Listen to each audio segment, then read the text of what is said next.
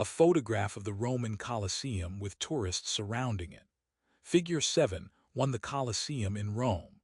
The largest standing amphitheater in the world, the Colosseum is a perpetual reminder of the power and culture of the Roman Empire at its height. Credit, modification of work Colosseum Rome, Italy by Sam Valadi/Flickr, CC by 20. Chapter outline. 7.1 The daily life of a Roman family. 7.2 Slavery in the Roman Empire.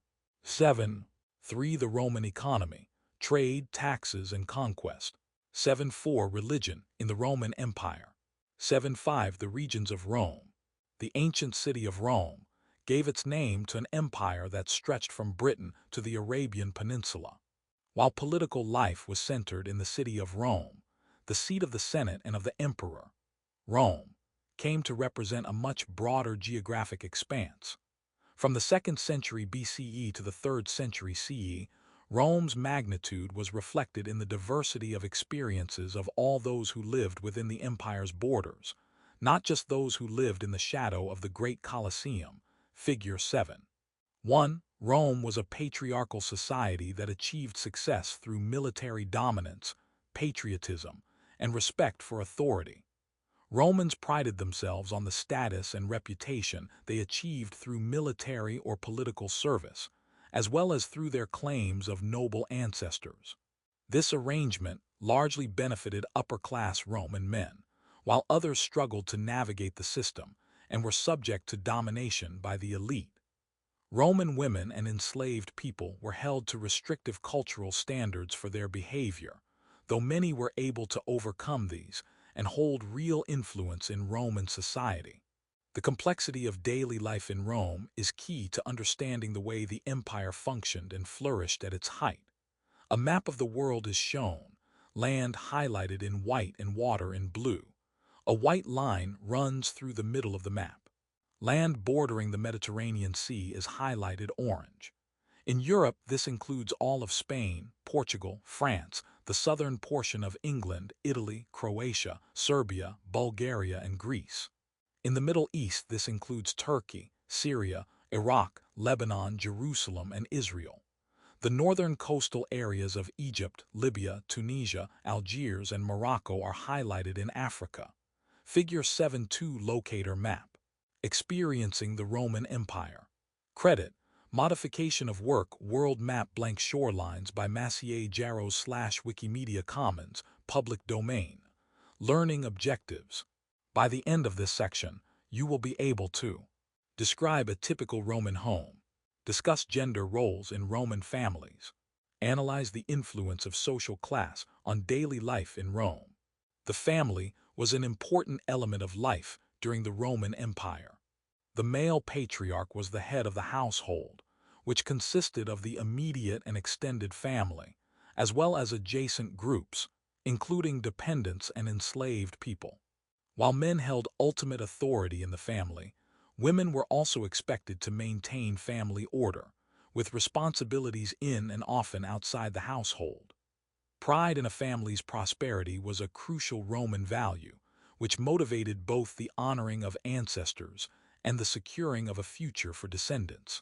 Romans looked to their ancestors for examples of correct moral behavior and worked diligently for the family's continuing stability. The structure of Roman families. Family life was oriented around the paterfamilias, the male head of the household. According to tradition, this patriarch had the power of life and death over all his dependents, an authority referred to as patria potestas, paternal power. Members of the extended family subject to this authority included the patriarch's wife, their children, anyone descended through the family's male line, and all enslaved people belonging to the household. With his authority, the patriarch was both the judge and rule-maker of the family, with the power to sell his dependents into bondage or destroy their property. Figure 7.3. An image of a richly, colorful painting is shown. In the image, a man in silver chest armor with a red string across, long mustard-colored cloak draped over his shoulders and knees, short curly hair and red-socked boots with gold trim, sits on a blue-colored throne on stone steps. A sword hangs at his left side, and he holds a short dagger in his right hand against his knee.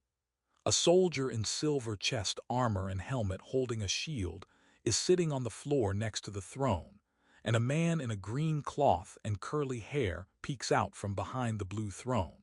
Behind the throne, a thin stone wall shows with two round columns on either side with a dark curtain, draped across the top with a tassel hanging down on one side. On either side of the wall can be seen a dark rolling sky, along with various shaped off-white buildings on the left. In the left forefront 11 men stand while some sit or squat on the ground, some dressed as soldiers in silver chest armor, cloaks, helmets, and brown boots. Some wear long cloaks over long white shirts and caps, and some wear long shirts. The soldiers hold swords, and one holds a long pole with a red rectangular flag at the top. Large, white feathers are attached to one of their hats. The man on the throne looks at them. On the floor in front of the seated figure lays a discarded silver and red chest armor next to a pale-skinned man in a loin cloth with no head lying on the ground. A muscular man in a white loincloth, black hair and beard with his leg resting next to the dead body, holds the severed head in his hands along with an axe. In the right forefront of the image, a solider in chest armor, dark skirt, intricate gold helmet, and no facial hair, holds the reins of a white and gray horse with wavy mane and tail.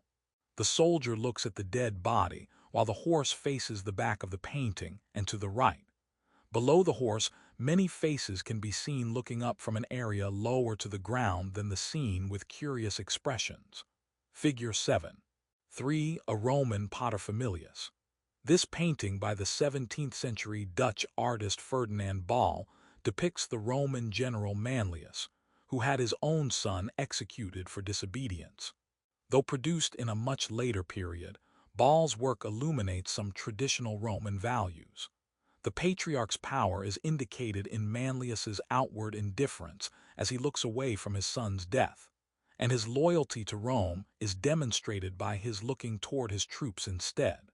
Credit: Consul Titus Manlius Torquatus orders the beheading of his son by Rijksmuseum/Wikimedia Commons, CC 010. Ultimately, however, the goal of the paterfamilias was to promote his family's welfare.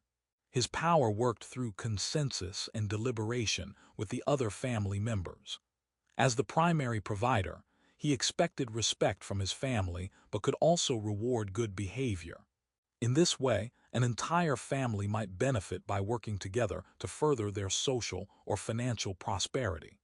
The securing of a Roman family's reputation began with the education and training of children. In early Rome, children were educated in the home. Later, grammar schools enrolled boys and girls from wealthy families until around the age of 12.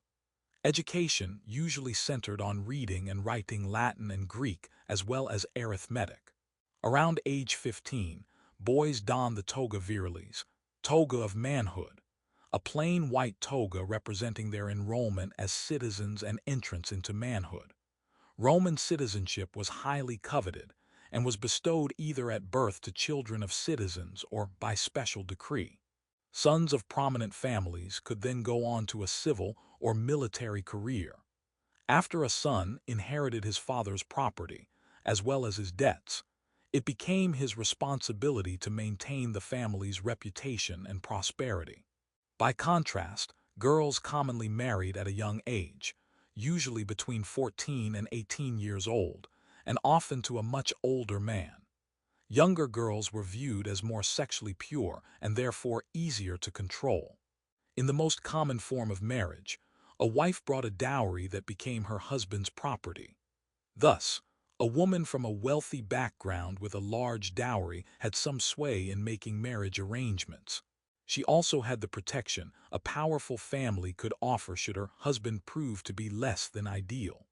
Lower-class women were more reliant on their husband's status to enhance their own.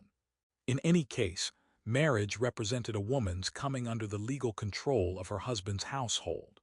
The vast legal and age imbalance between husband and wife was reflected in the cultural restrictions on Roman women.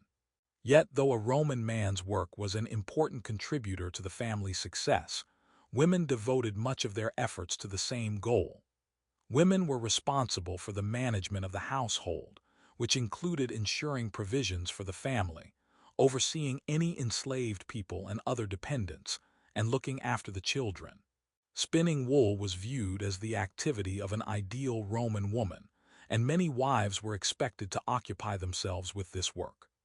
Despite these expectations, there is evidence that many women, particularly non-elite women, held professions outside the home, including in medicine, trade, and agriculture. A day in the life of a Roman family. Romans lived and worked in a variety of contexts across the empire. Most of our evidence of the practical elements of their daily lives comes from archaeological evidence uncovered at Pompeii. The remains of this once bustling city, which was destroyed by a volcanic eruption in 79 CE, show us the occupations, architecture, and lifestyles of different social classes. In addition, though most of what we know is about wealthy estates, life in the countryside outside the city constituted another important part of imperial Roman society. Daily life was dominated by aristocratic men who enjoyed careers in politics, law, and the military. Wealthy Romans were part of two property-based classes, the senatorial and the equestrian ranks.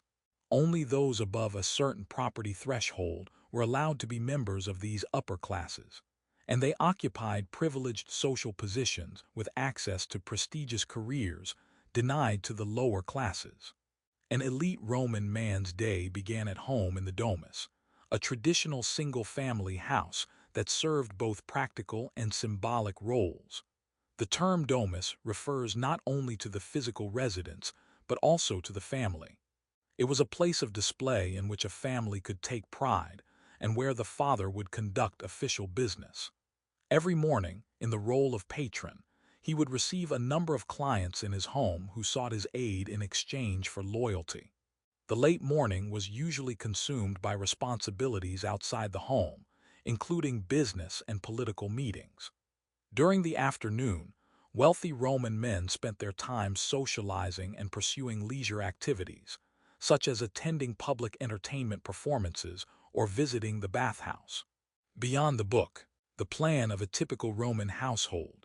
The most common type of Roman house was the atrium house, which could include 2 or more stories.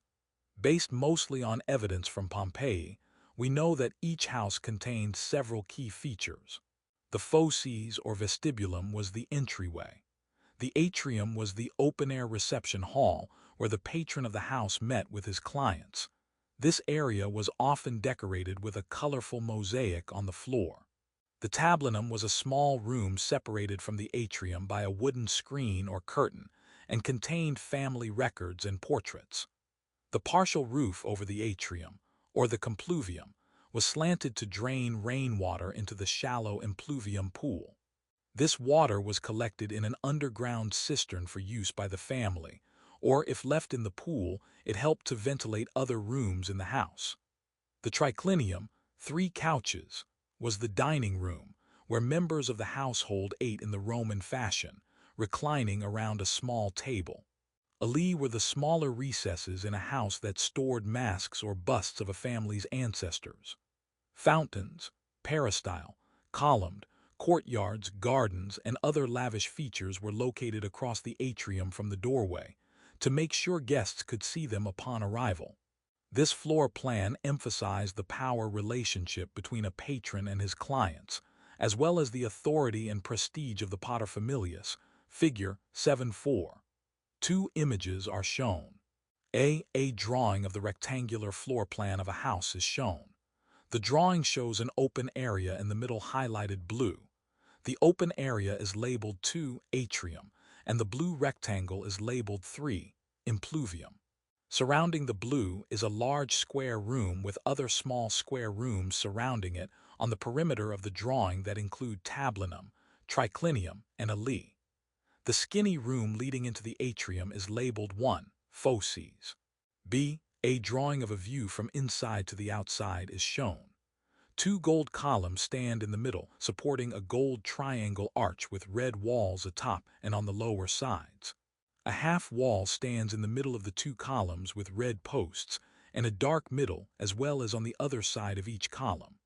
A spotted orb rests on a footed stand in front of the half wall. A raised gray stone supports the two columns and the half walls, which sits on a yellow-colored floor. Branches with green leaves are seen on the wall. The middle is open and shows a columned round structure with a pointed top in brown. The columns are topped with gold designs. Around and behind the round structure, the walls of a white columned building can be seen and a blue sky. Figure 7.4. A typical Roman home. A typical Roman home was oriented around an atrium, or open-air reception hall A.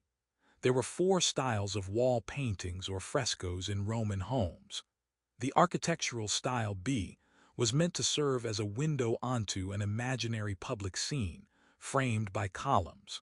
This fresco is from the villa in Naples that is believed to have belonged to Publio Fanio Sinistor and was buried by the eruption of Mount Vesuvius in 79 CE. Credit A. Attribution. Copyright Rice University, OpenStax, under CC by 40 license. Credit B. Modification of work, fresco from the villa of Publio Fanio Sinistor in Boscorio, by Metropolitan Museum of Art, Rogers Fund, 1903/Wikimedia Commons, public domain. What are the key features of an atrium house, and what do they tell us about daily life in Rome? How does the architecture of a typical Roman home reflect important aspects of Roman culture and society? Link to learning. Explore the ruins of the city of Pompeii to learn more. Remarkably preserved after the eruption of Mount Vesuvius in 79 CE, the city is our finest source of information about daily life in a Roman city. The wealthiest Romans had both houses in the city and villas in the countryside. Suburban villas were located just outside a city's walls, and villas located in the countryside typically originated as agricultural estates. Large estates, known as latifundia, were agricultural operations in which enslaved people worked the land for the owner's profit. In the imperial period, these estates came to contain villa residences that functioned more as places of recreation and a means to display wealth. Many elements of luxury displayed in townhouses also appear in villas, such as gardens, fountains, and mosaics. Hadrian's villa outside Rome is an opulent example of luxury at the very top of the Roman social order, incorporating elements of this emperor's travels in the 2nd century CE, figure 7. 5. An image of stone ruins is shown. In the background, a line of tall, green trees is seen on a pale blue and white sky. In front of the trees on the left, half of a domed stone structure stands exposing the inside. Windows can be seen, and four tall columns stand in front. A brick wall is shown in the left forefront corner with green branches sticking out the top. In front of the four columns, a square area filled with green-colored water and bordered by green moss is shown with a large rock overhanging on the top corner. Behind the water, two tall rounded arches can be seen and fenced walkways behind the arches. Another area with water can be seen cut off on the right, and a stone walkway is seen in the forefront. Figure 7. 5. How wealthy Romans lived. The architecture of Hadrian's 2nd century villa outside Rome recalls elements of the emperor's travels, including a Greek temple of Venus, a small lake resembling an Egyptian canal, and numerous statues. Credit Hadrian Villa Ruins by Entogi09/Wikimedia Commons, CC by 25. Life for the lower classes was not as luxurious or as stable. Clients formed a largely educated class in Rome who supported themselves through gifts from their patrons and meager employment. Though Romans typically had a 6-hour workday, the urban poor relied more on occasional work or odd jobs. In large cities, many lived in insulae, apartment complexes of 3 to 4 levels that occupied a rectangular city block. Insulae had a reputation for being overcrowded and having limited facilities, however. What family meant in Rome. The power of the paterfamilias was mirrored in the power of Roman politicians and magistrates. Romans, personal respect for authority, dispensing of justice, and honoring of the family influenced the way they conducted themselves publicly. The desire to further the family's prosperity also extended into other facets of daily life. The family as a unit worked to achieve status and prosperity, and everyone had a role to play. Politics was certainly an extension of Roman family principles.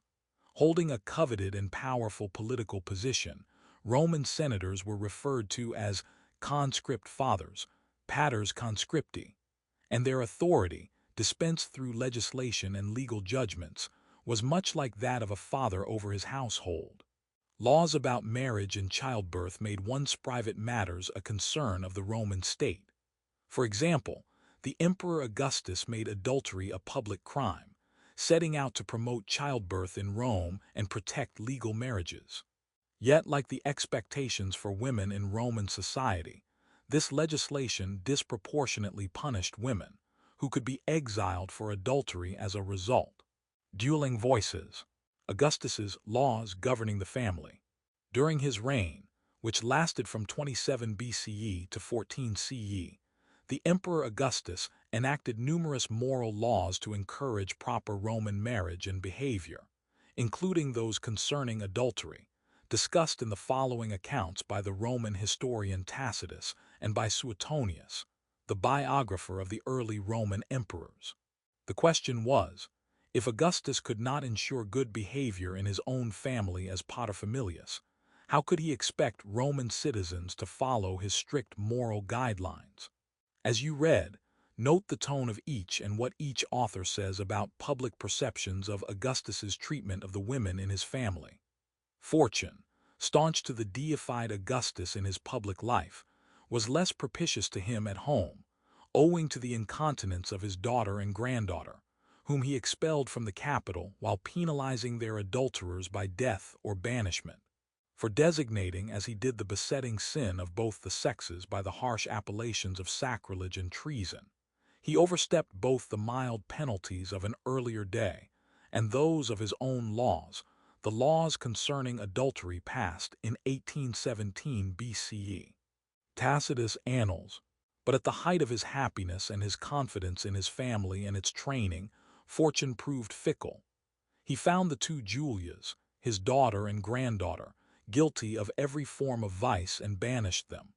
After his daughter was banished, he denied her the use of wine and every form of luxury, and would not allow any man, bond or free, to come near her without his permission, and then not without being informed of his stature, complexion, and even of any marks or scars upon his body. It was not until 5 years later that he moved her from the island to the mainland and treated her with somewhat less rigor. But he could not by any means be prevailed on to recall her altogether, and when the Roman people several times interceded for her and urgently pressed their suit, he in open assembly called upon the gods to curse them with like daughters and like wives. Suetonius, Life of Augustus. Why do you think Augustus went beyond the penalties of his own laws to punish adultery within his own family? What do his actions say about the cultural values of Roman men?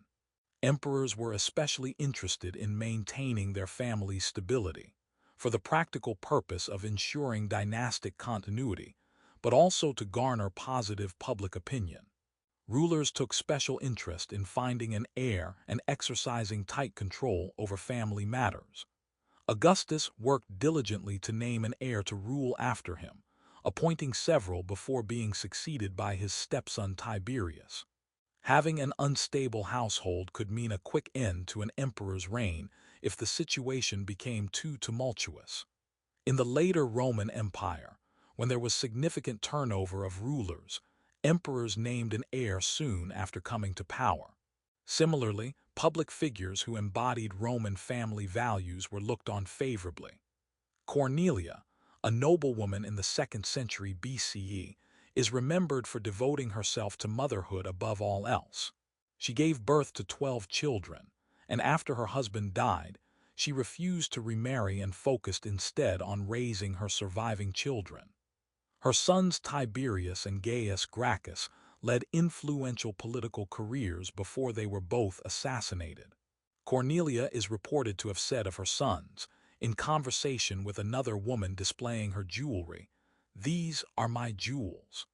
Cornelia was noted for embodying feminine virtues in her motherly devotion and for her indirect impact on Roman politics.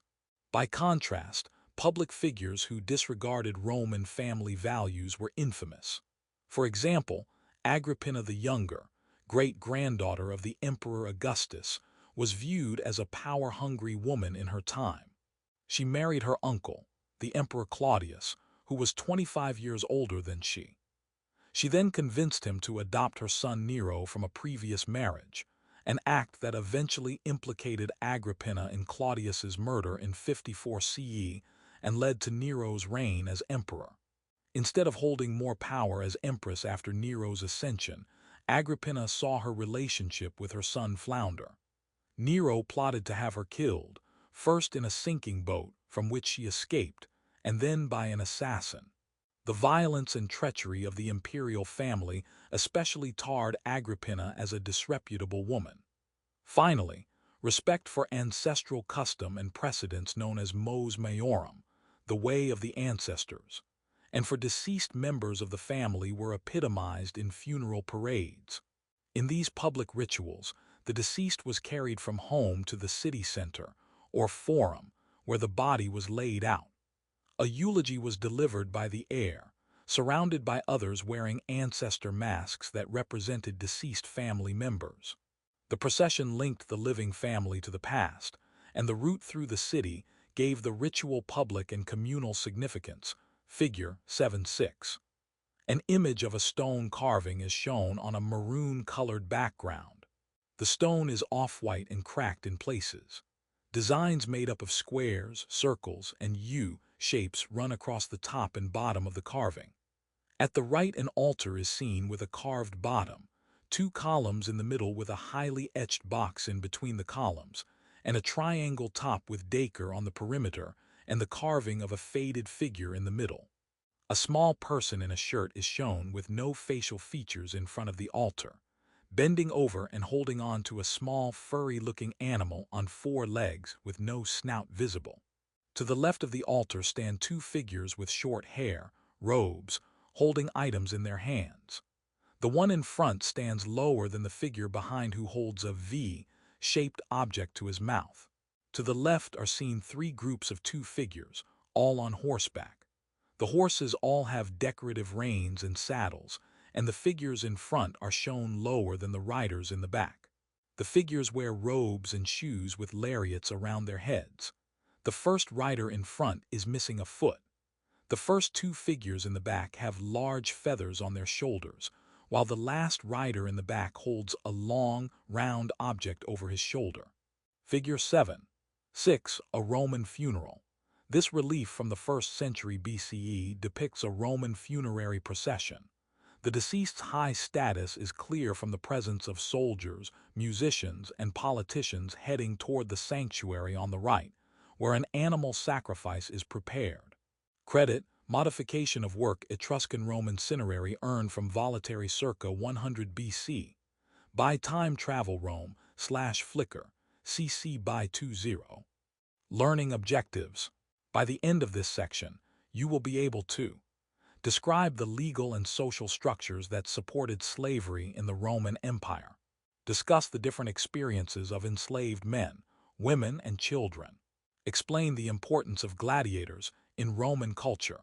Slavery was a fundamental part of Roman daily life. Enslaved people came from many parts of the large empire and had been enslaved in many different ways.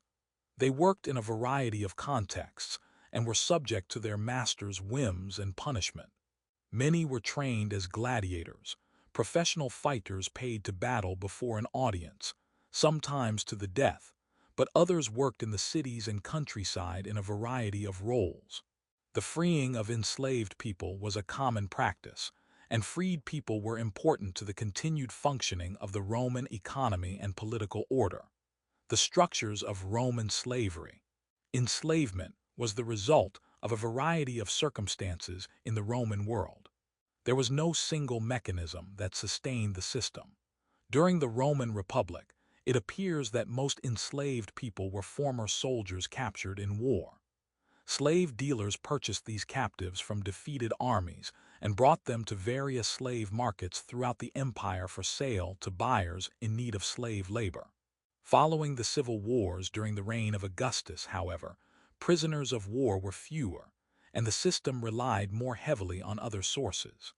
Some historians believe natural reproduction accounted for a large number of new enslaved people. The children of enslaved women were considered the property of the household in which the mother lived. Enslavement could also be the result of kidnapping and piracy. Some enslaved people were sold into bondage through patria potestas. Others had been abandoned as infants by families that did not want to or could not care for a child. These children often ended up in the hands of slave traders. Finally, while involuntary debt bondage had been outlawed since the time of the early Roman Republic, people could sell themselves into slavery to pay off debts. Slave markets, often kept supplied by piracy, were an important element of the system, and the one at Delos, which was most active in the 2nd and early 1st century BCE, was the largest. Upwards of 10,000 enslaved people might be sold in a single day. The freeing of enslaved people through manumission was an expected practice in Rome, though the rate at which it occurred is difficult to assess. It usually happened when a person was around 18 years old, but not simply in return for good behavior. Some of the enslaved were allowed to keep part of their earnings in order to purchase their freedom. And enslaved women could also be freed after producing a certain number of children. Manumission was made official before a Roman magistrate or in a slaveholder's will. It was often accompanied by a sum of money so that the newly freed could more assuredly begin their lives as freed persons.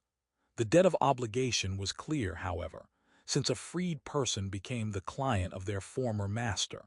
Freed people formed a substantial class in Rome, but with a fair number of restrictions on their conduct.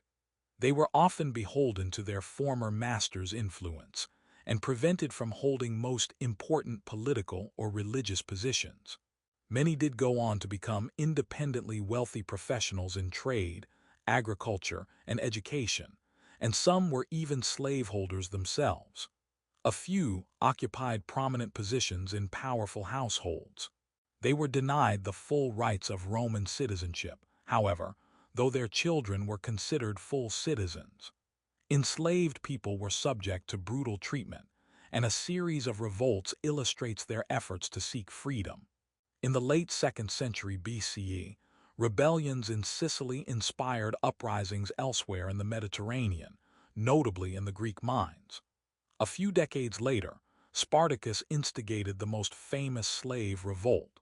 Originally from Thrace or Greece, Spartacus was enslaved after being captured in battle and was trained as a gladiator in Capua in central Italy. In 73 BCE, he planned to escape, along with a substantial number of other enslaved people. Though their original plan may have been only to get away, they took up weapons and fought for their freedom.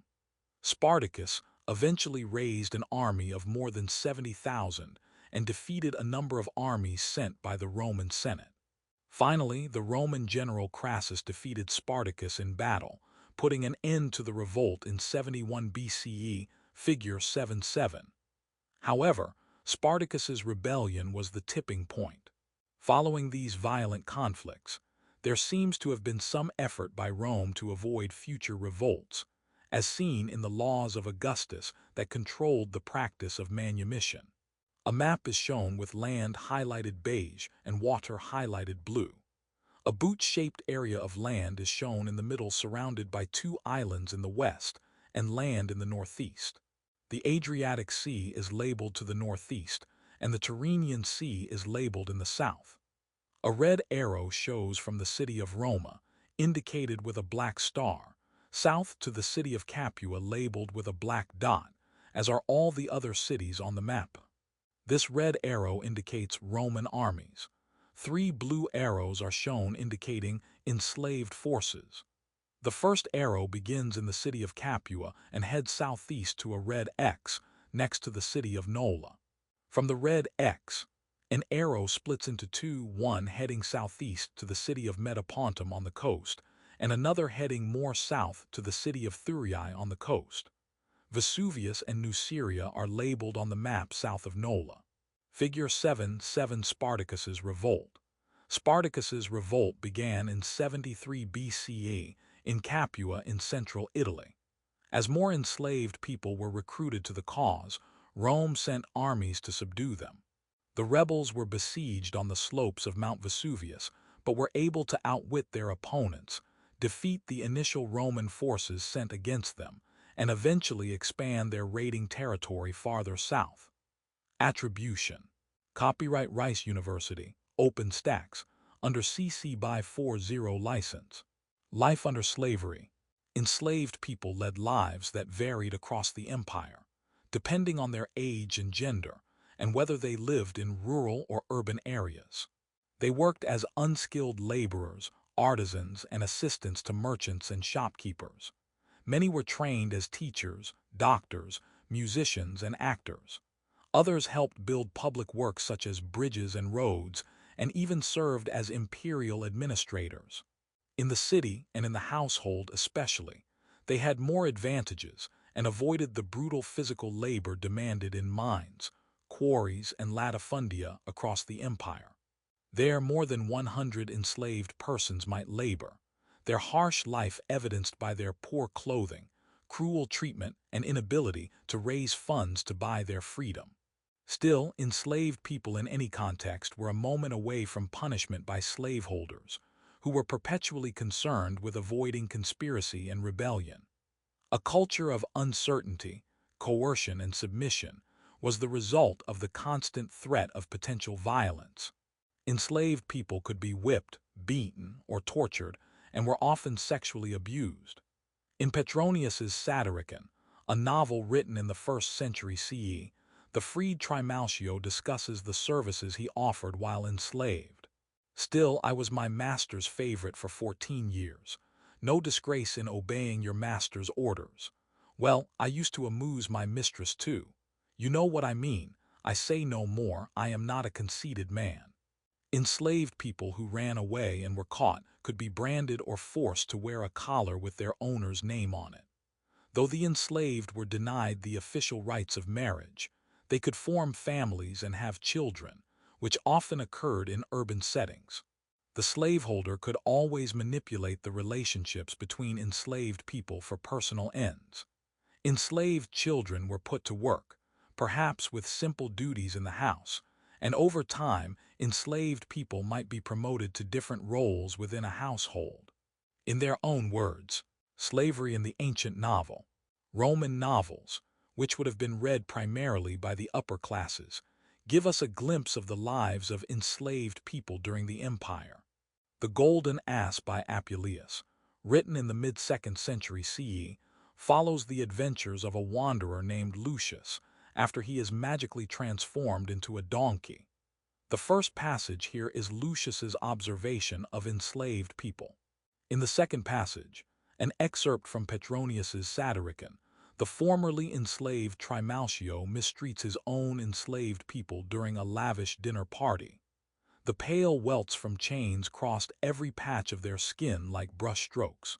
Their flogged-up backs under sparse patchwork were no better covered than stretches of ground that shade falls on. Some of them had thrown on an exiguous vestiture, which extended only to the loins, yet all were calm so that their scraps of tatters kept no secrets. Their foreheads were inscribed with brands, their hair half-shaved, their ankles braceleted with fetters, their pallor hideous, their eyelids gnawed by gloomy smoke of the murky fumes, which left them less able to access light at all. Like boxers who fight bathed in fine dust, these men were filthy white with floury ash. Apuleius, the Golden Ass. As he was speaking, a boy dropped a cup. Trimalchio looked at him and said, "Quick, off with your own head, since you are so stupid."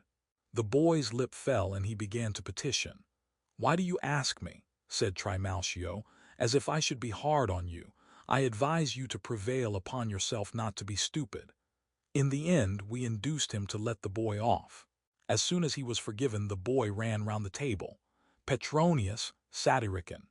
What do you learn from these fictional accounts about the treatment of enslaved people and Roman attitudes toward them? What do these passages reveal about the conduct of slaveholders, gladiators?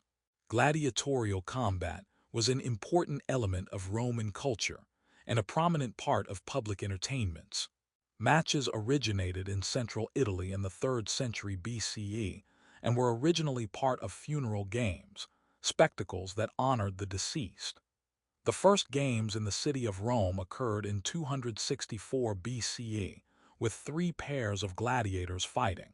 In the centuries that followed, the number of games increased until, under the emperors, they included hundreds of gladiators.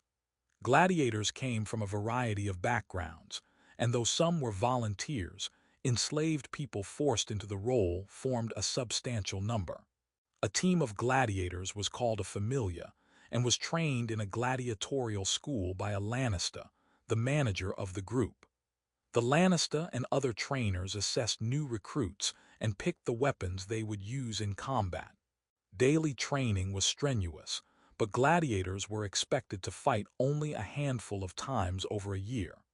Matches usually consisted of differently armed gladiators fighting one another. In one common type of match, gladiators armed with swords fought a retiarius, who was armed with a net and a trident, figure 7. 8. Gladiators did not usually fight to the death, but the crowd played a major role in the fights, often encouraging gladiators to kill their wounded opponents. The emperor, if in attendance, could also influence the outcome by giving a thumb up or thumb down, meaning allow the opponent to live or die, respectively. The most talented and successful gladiators could acquire a devoted following of fans as well as earn money for fighting. An image of a square mosaic is shown. The perimeter is alternating black and white squares, and the inside shows 2 rectangular scenes. The scene at the top shows 4 figures. Words are printed across the top, and the background is pale brown and white with the ground a darker shade of brown. The figure on the left stands with a thin brown spear holding his right hand up. He wears a white robe with colorful trim and has brown hair. The figure to the right is covered in a highly colorful cloak and one white, thick boot. His other foot is bare, and his face is covered by a blue mask. He holds a sword in his right hand. The next figure to the right is on the ground wearing a waistcloth bearing his shoulders. He has brown short hair and holds a short blue sword in his right hand. Pools of red surround him. Behind him stands a man in a white robe with black trim holding up his right arm. The scene below has a similar background with words across the top and a trident above the words. The cloaked figure from the top is shown at the left here in the same position and same clothing. The figure from the floor above is shown standing here aiming a spear at the cloaked figure. A gold shield shows behind his head. The man in a long white cloak from above is shown here standing in the right corner holding a long brown spear. Figure 7-8 gladiators in the arena. This 3rd century CE mosaic tells the story of a gladiatorial match in ancient Rome. The fight begins in the bottom panel with the retiarius Caliendio throwing his net over Astyanax and thrusting his trident at him. But in the upper panel Caliendio has been wounded, his trident has missed, and he is surrendering by raising his knife. The caption Astyanax visit at the top indicates that Astyanax has won, while Caliendio Ostroke tells us that Caliendio was killed. The 2 toga-clad figures are Lanisti, plural of Lanista.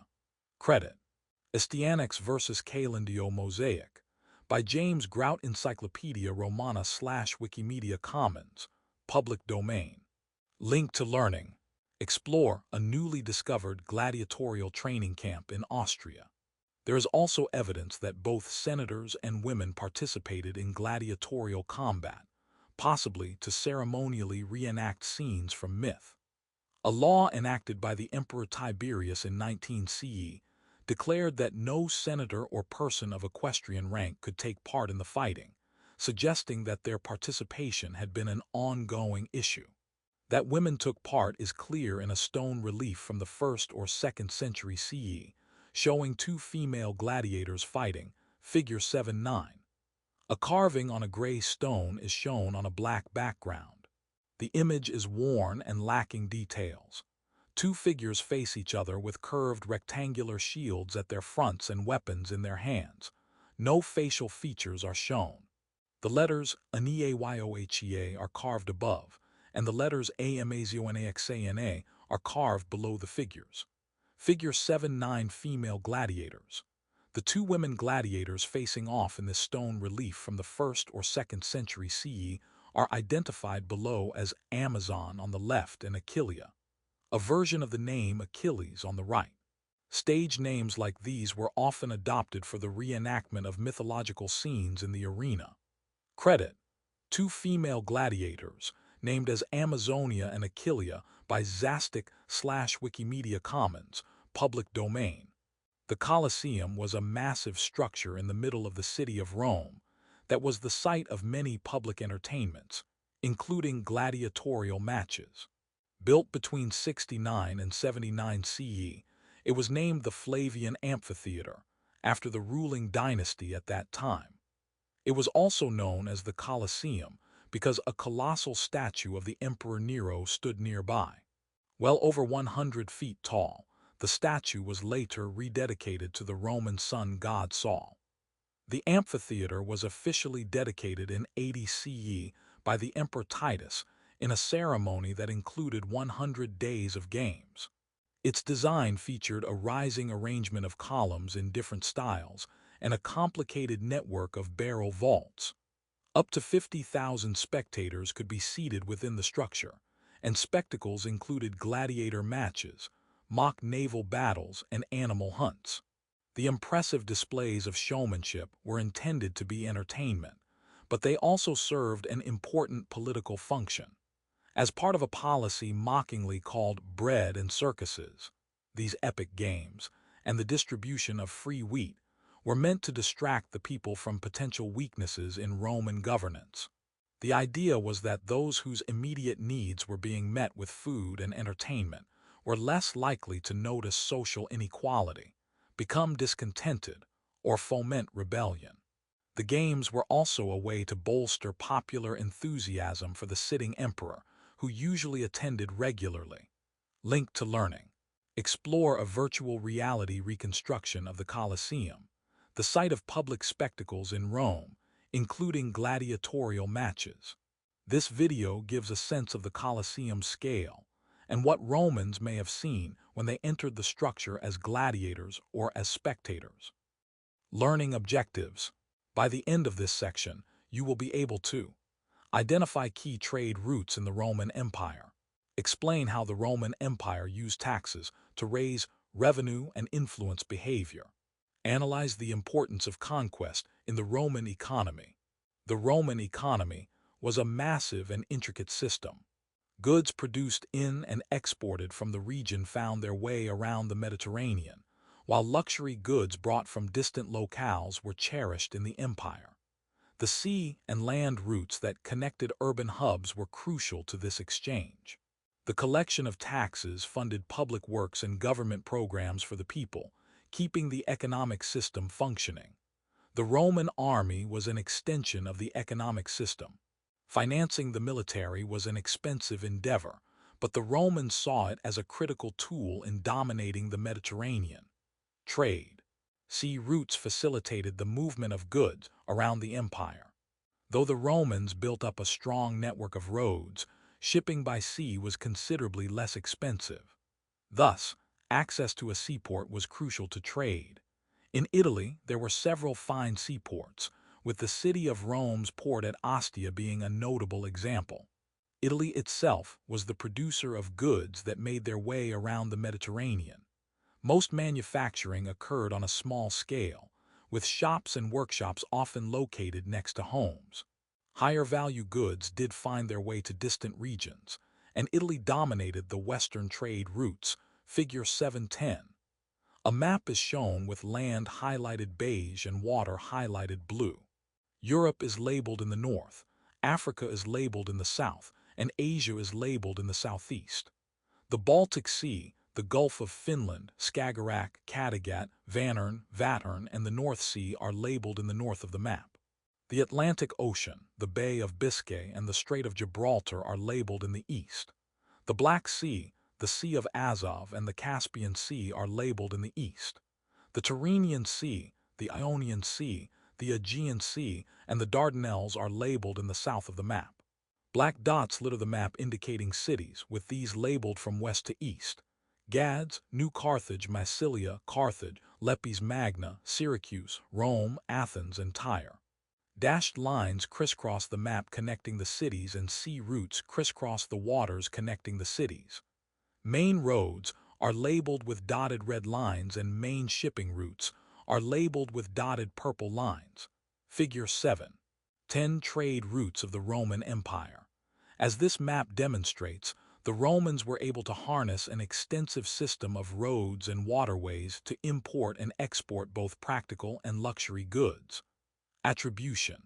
Copyright Rice University, OpenStax, under CC by 40 license.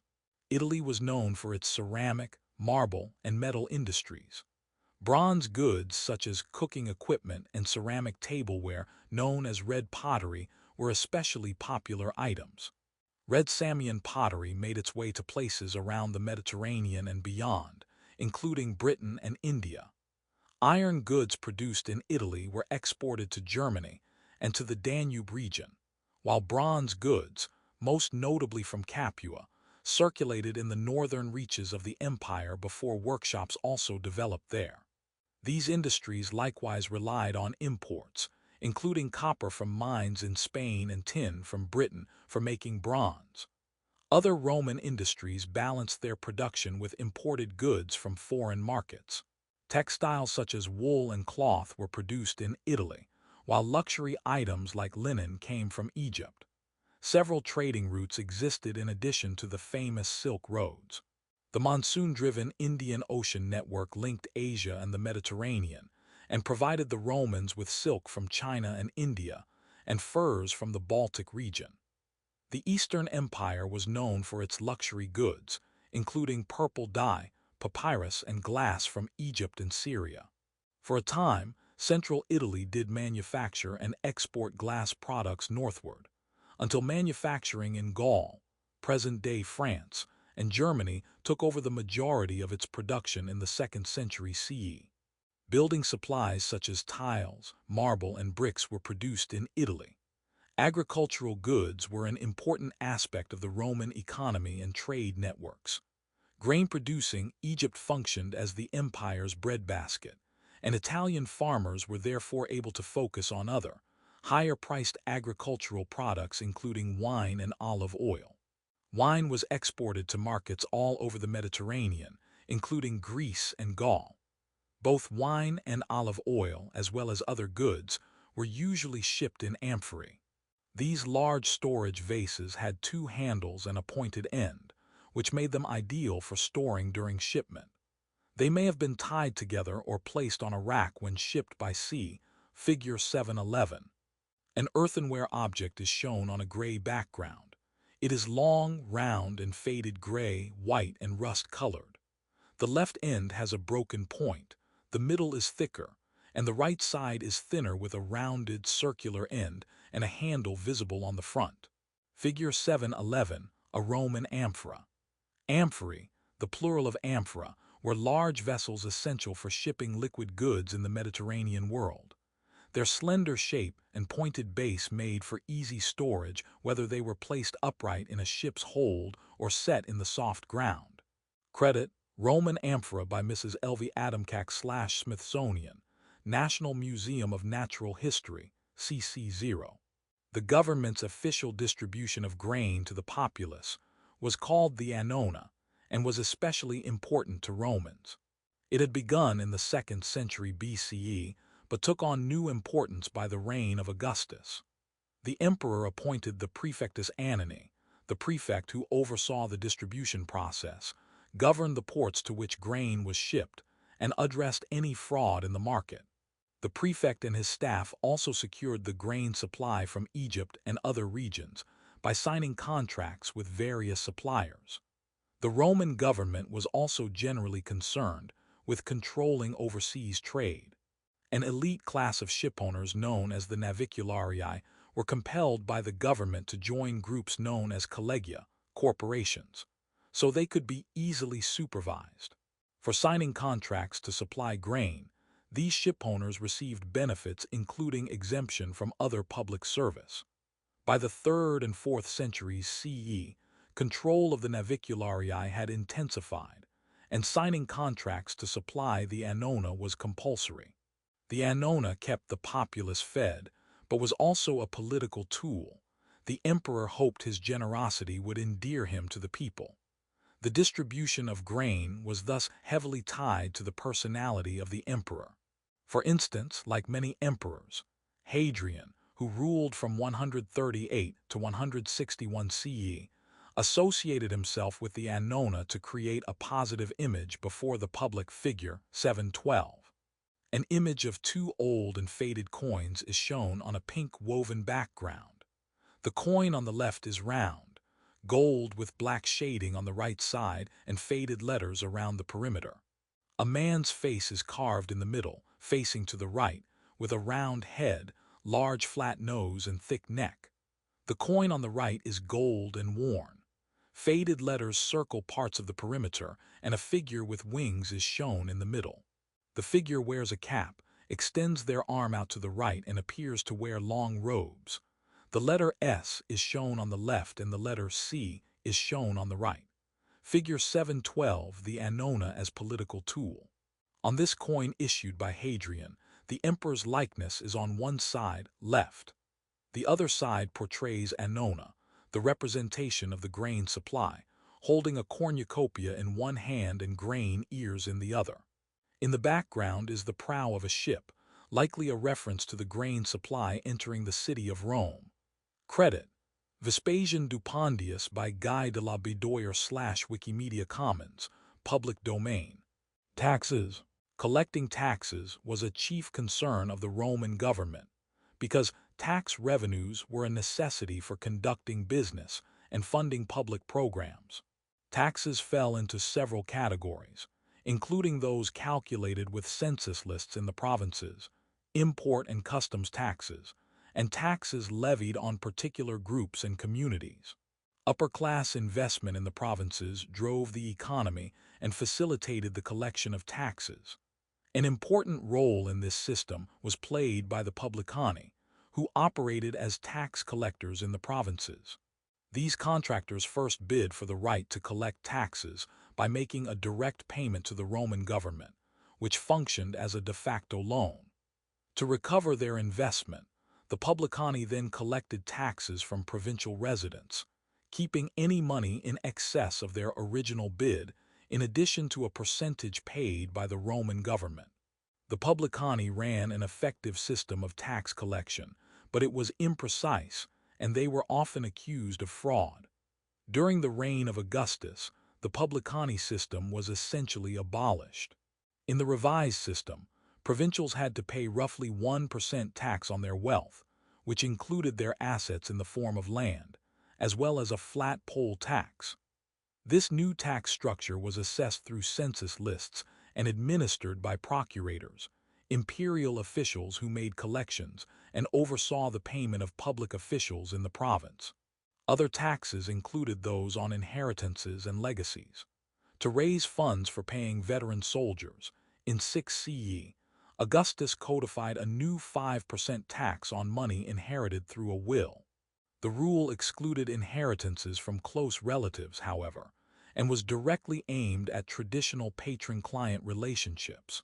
With this tax, Augustus disrupted elite patron-client networks that had relied on the formation of social bonds outside the immediate family. As a result, the elite were compelled to coalesce around the figure of the emperor as the ultimate patron. Despite these attempts at collecting taxes, by the 3rd century CE, the empire had entered a period of financial crisis. Constant wars meant a never-ending need to sustain large armies.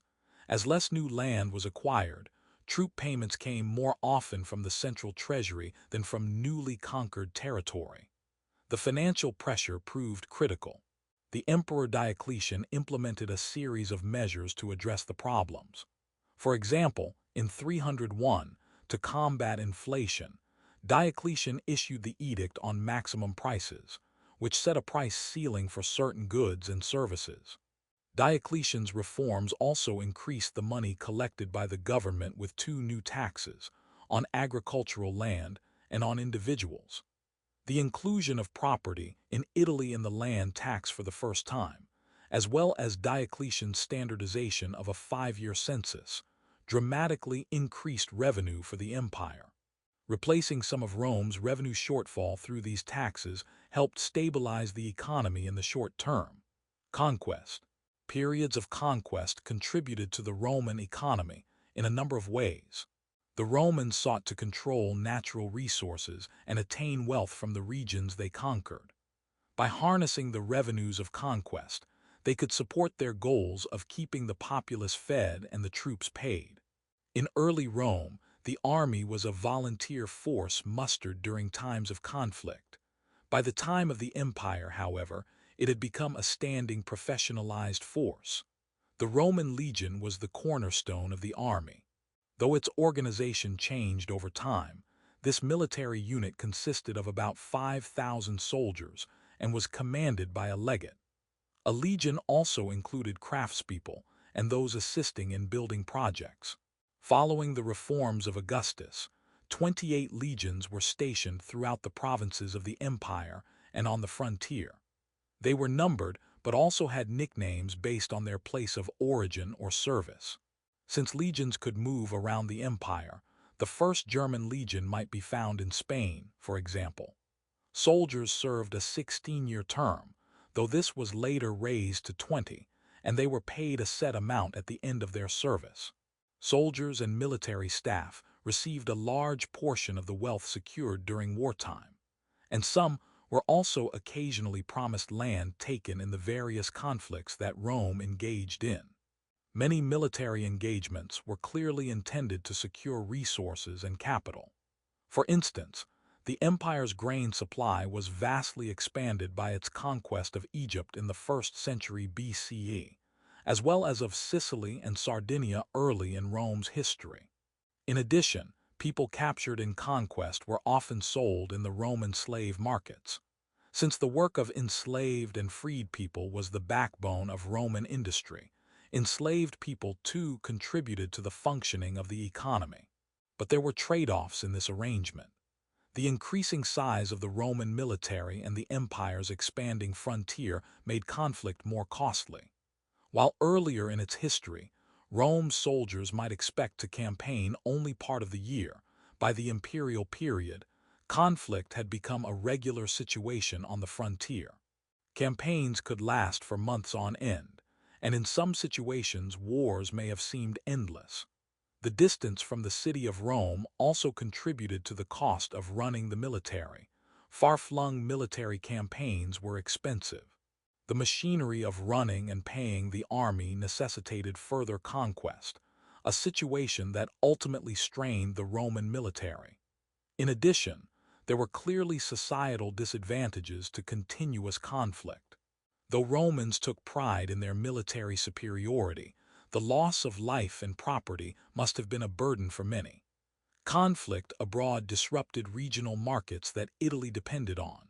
For example, an interruption in the grain supply in 190 CE resulted in famine and riots in the city of Rome. Elites were largely able to benefit from the economic arrangement of conquest, but those in the lower classes, no doubt, shouldered the burden of its negative consequences. Learning objectives. By the end of this section, you will be able to identify the major cults and religions found in the Roman Empire. Discuss how Romans accepted and adapted religions from other areas of the empire. Explain the rise of Christianity in Rome. Religious belief and practice were enmeshed in Roman daily life. The presence of the divine suffused the physical world, and Romans sacrificed to their many gods as a way to gain their favor. Roman religion was multifaceted and based initially on the Greek pantheon, adapted for Rome's culture and language. While Romans took pride in the traditional elements of their religious system, they were also able to incorporate new features in it to accommodate cultural or political change. Some new gods were added, and it was common for certain sectors of Roman society, such as soldiers, to have favorite gods or patron deities. The flexibility of Roman religion set the stage for new religious groups to emerge, including Christians in the 1st century CE. The Emperor and the Virgins. Roman religio, from which the English word religion derives, signified an obligation to the gods. According to this principle, Romans were expected to pay attention to divine and religious matters, including the most important aspect of religious practice, sacrifice. By offering animals to the gods, Romans hoped to receive good fortune or gain insight into a question or problem. While their religion certainly had private elements, its public rituals often intertwined faith with politics.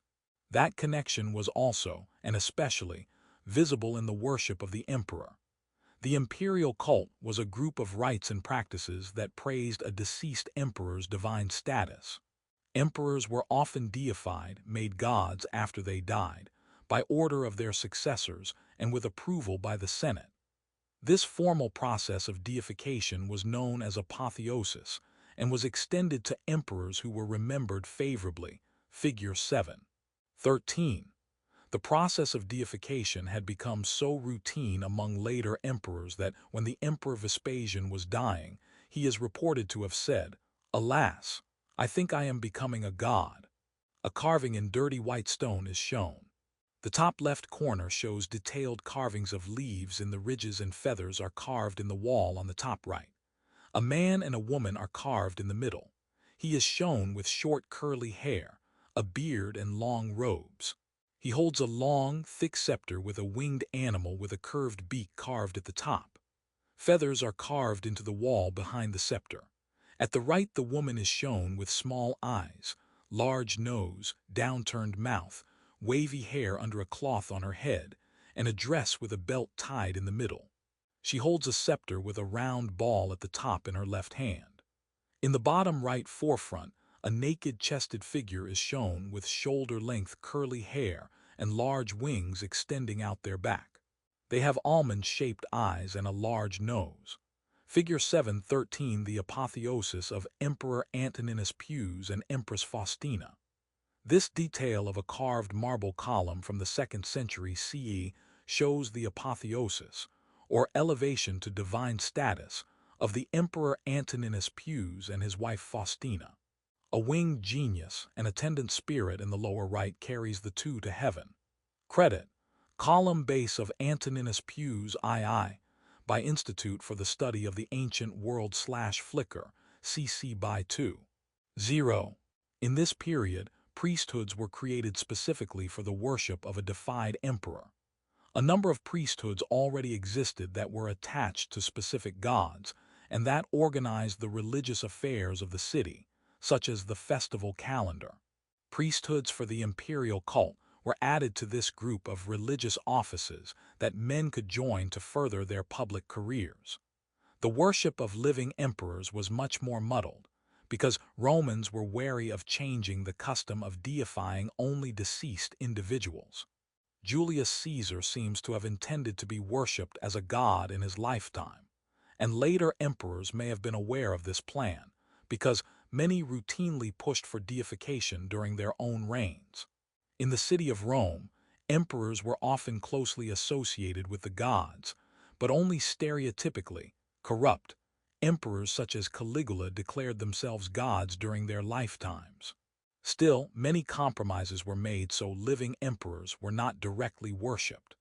These included associating the emperor with the goddess Roma, the divine representation of the city, or making sacrifices for the emperor's well-being rather than directly to him.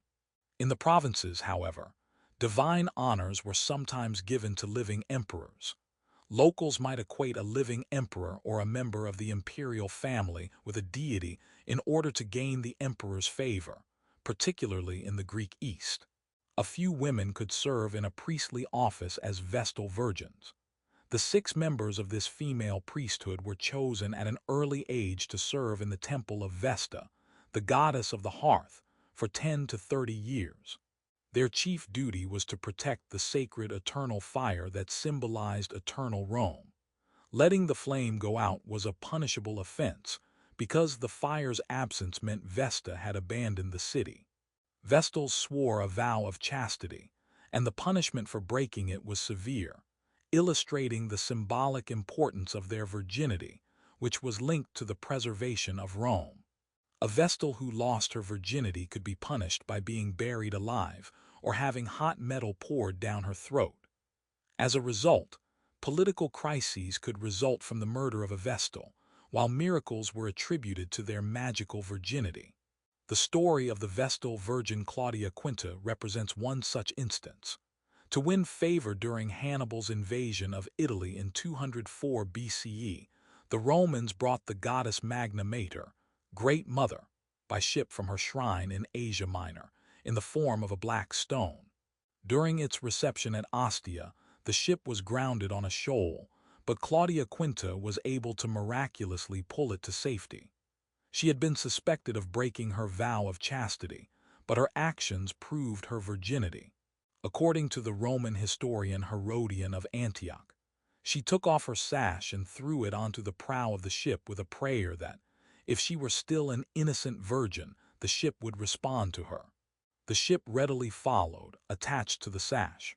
The Romans were astounded, both by the manifestation of the goddess and by the sanctity of the Virgin, figure 714.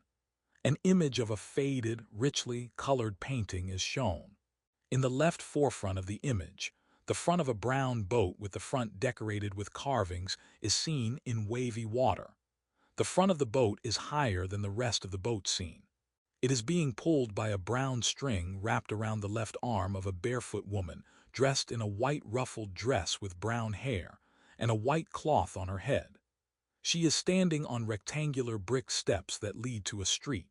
To the right stand 2 small children dressed in robes, one light blue and one very dark, with short hair and pointing their right fingers to where the woman is standing. Surrounding the children is a large group of people in long, dark robes, darker hair, all looking at the woman. Behind the woman to the left is a square stone structure where 4 people are standing and facing in pastel-colored robes. One is seen drinking. Right behind the woman is a scene where 3 horned, large animals are being held by 3 figures, while a 4th figure raises a long, thin object above the animal's head. In the far background, faded buildings of a variety of shapes, sizes, and colors can be seen as well as a beige sky. Figure 714, the Vestal Virgin Claudia Quinta. This large 16th-century painting by the Belgian artist Lambert Lombard imagines Claudia Quinta's rescue of the ship carrying Magna Mater to Rome. Lombard had visited Rome, and this work demonstrates that the story of the Vestal Virgin remained an inspiration there long after the empire had fallen. Credit Claudia Quinta by Lambert Lombard, Eglissentarmen Wikimedia Commons, public domain. Religions of the Empire. In addition to performing public service and ritual, Romans participated in the private practice of religion. In the home, they maintained a lararium, a shrine in which the spirits of ancestors were honored. Tiny statues, or lares, within the shrine represented these ancestors, and Romans made daily offerings to them. In addition, the Penates, figurines of household gods, were put on the dining table during meals and worshipped as protectors of the home. Finally, the genius signified the household itself, represented as a snake in religious imagery. More esoteric religious practices included the use of curse tablets and spells. With these, individuals hoped to mobilize supernatural powers to influence the living by writing an invocation. Many curse tablets, aimed at ensuring the writer's way in love, justice, and competitions, have survived. The tablets were placed in graves, in water sources such as rivers and springs, and in the homes of targeted individuals. An example found in Egypt with a pierced female figurine ordered a spirit to not allow Ptolemies to accept the advances of any man other than me alone, Sarapman. Drag her by the hair, the guts, until she does not reject me. Mystery cults allowed individuals to become initiated in the worship of a specific deity. These groups were devoted to a single god or goddess, who was often worshipped to the neglect of traditional Roman gods. Their adherents carried out secret initiation rites and practices, and there were often hierarchical levels of initiation. The cult devoted to the god Mithras originated in ancient Persia, now Iran, and found its way to Rome by the 2nd century CE. Its beliefs centered on the idea that life originated from a sacred bull sacrificed by the god Mithras, often associated with the sun, figure 715. The practices of the cult are obscure and difficult to reconstruct, but it seems that initiations took place in a cave. The cult was especially popular among Roman soldiers. A carving on a pale brown stone is shown, held up by 4 metal hinges on a brown spotted off-white background. In the middle, an image of a figure with curly hair, a cap, broken off nose, wearing a short draped shirt and flowing cape is shown sitting on top of an animal. A bird sits on the flowing cape facing the figure. The animal below the figure has 4 legs, curly mane, a thin tail, large head and horns. The figure is holding the snout of the animal with his thumb in the animal's nostril. A long, thin snake-like creature winds along the bottom of the large animal, and a small 4-legged animal with a long snout jumps up at the neck of the large animal. On either side of the large animal, a figure stands with a long stick, draped, short robes, and curly hair under a cap. The one of the left holds the stick up, while the one on the right points the stick down at the small jumping animal. In the top left corner of the stone several scenes are seen. A head with hair sticking out and holding a stick is shown behind the bird. Faded images of naked people are seen in the corner, and a hooded image sitting is shown below them. Below the hooded image, 3 figures in ruffled clothes stand. On the right edges more scenes are shown. A head with hair and robes is shown next to a square in the corner with an animal, S behind, and a person with a bow and arrow. Below that, a square shows 2 figures, one naked and kneeling with hands raised to another figure standing tall in a short robes.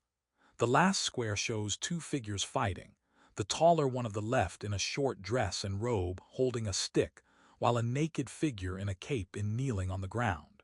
Figure 715 Mithras. In this 2nd century CE relief from a Mithraic sanctuary in Nursi, Italy, the intricate iconography typical of the cult of Mithras shows the god sacrificing the sacred bull, alongside other imagery important to Mithraic belief. Credit, Torictony. Mithras killing the sacred bull by Marilan Nguyen / Wikimedia Commons, public domain. Originating in Egypt, the cult devoted to the goddess Isis spread to the Western Roman Empire in the 1st century BCE. The veneration of Isis included hymns of praise and initiation rituals, and priests of the cult usually shaved their heads.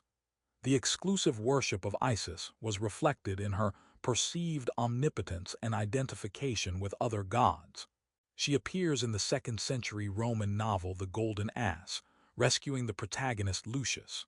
Her speech begins, "Behold, Lucius, here I am, moved by your prayer, I, mother of all nature and mistress of the elements, firstborn of the ages and greatest of powers divine, queen of the dead and queen of the immortals, all gods and goddesses in a single form." The popularity of mystery cults may have been a precursor to monotheism in Rome, as seen in the rise of Christianity. Beyond the book, the Temple of Isis in Pompeii. The Temple of Isis was one of many temples in Pompeii and was located just behind the city's theater.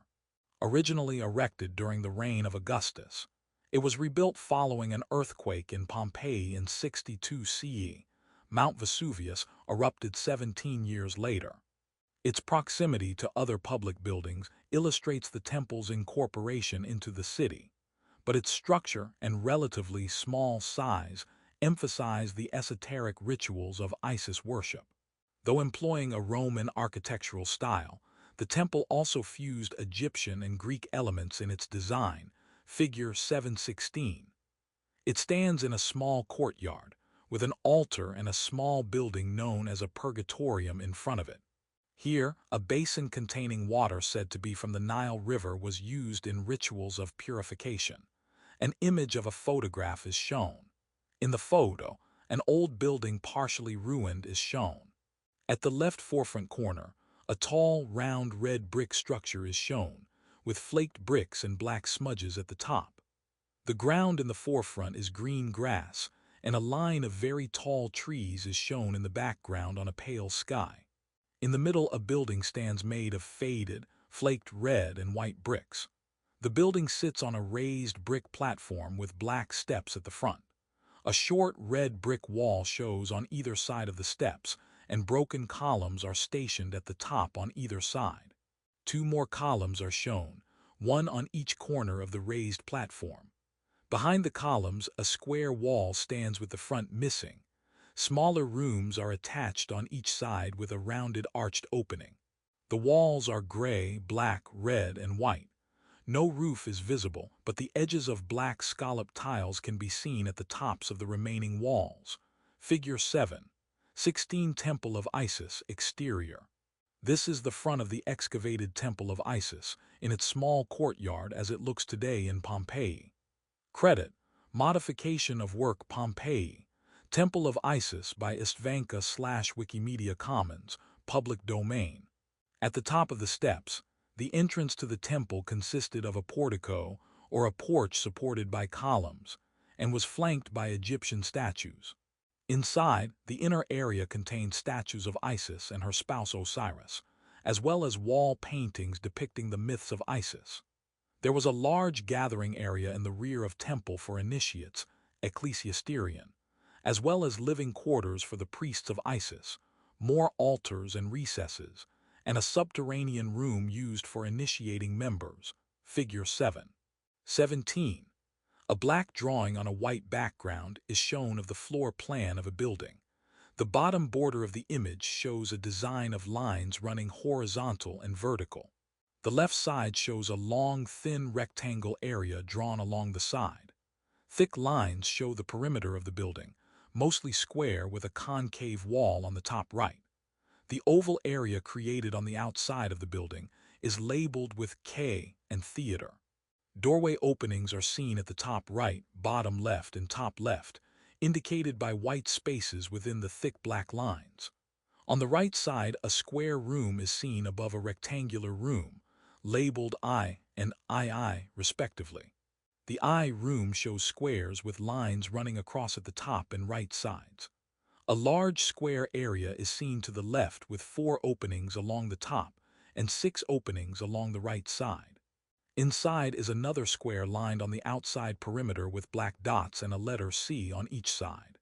Inside this square, 2 blue circles are drawn over thick lines, thin lines, vertical line boxes, and small dark squares, labeled with letters D, E, K, F, E, G, and H. In the top left of the image, 5 areas can be seen in square forms connected together with openings and then connected to the large square at the bottom. The letters G, O, Q, U, S, and P mark the rooms. Figure 7. 17 Temple of Isis, interior. This layout plan of the Temple of Isis shows its proximity to the theater labeled K in this image, suggesting the popularity of the cult of Isis in Pompeii. Credit: Modification of work Temple of Isis, Regio VIII, Insula 7, Pompeii, plan by unknown/Wikimedia Commons, public domain. What elements of the Temple of Isis and its location in the city suggest the public role it and structures like it played in Roman society? Can you connect anything in these images to identified characteristics of Roman religion? Which ones? Christianity. Religious experiences in Rome were varied and diverse. In the 1st century CE, Christians joined this landscape. but their relationship with traditional Roman religion was often strained. Christians themselves did not form a cohesive group at first, but their general unwillingness to adhere to some aspects of traditional rituals often set them apart from mainstream religion.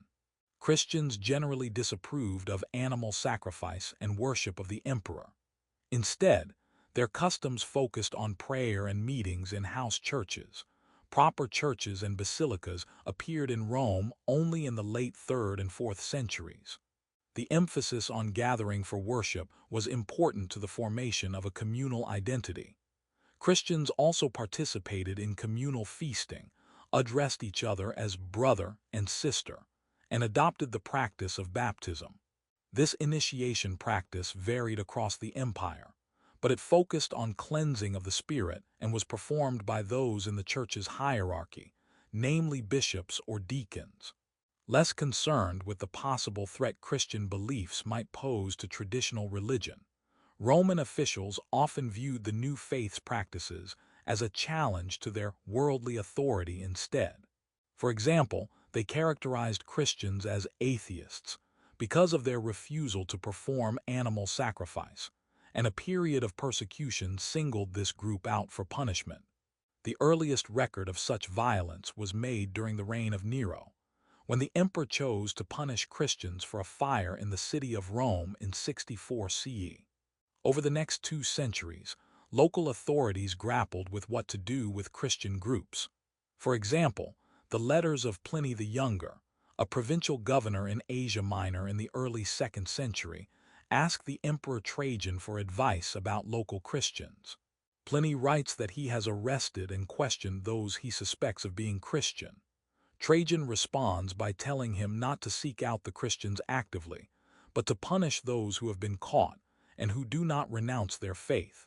Later, the persecution of Christians was formalized.